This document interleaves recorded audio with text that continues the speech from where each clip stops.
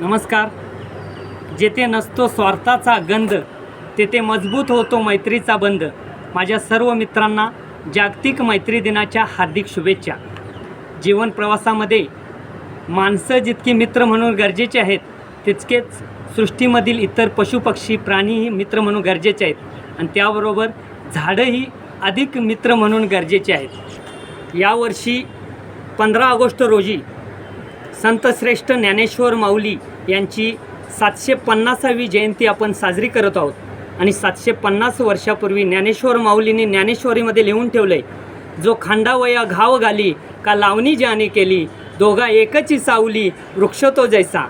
ज्ञानेश्वर माऊली म्हणतात, झाड हे त्याची लागण करणाऱ्याला आणि तोडणाऱ्याला दोघांना एकच सावली देतो. त्यामुळं झाड हे सगळ्यात जास्त परोपकारी आहे. झाडा इतकं परोपकारी जगामध्ये दुसरं कोणी नाही. त्यामुळं झाडांशी मैत्री केली पाहिजे.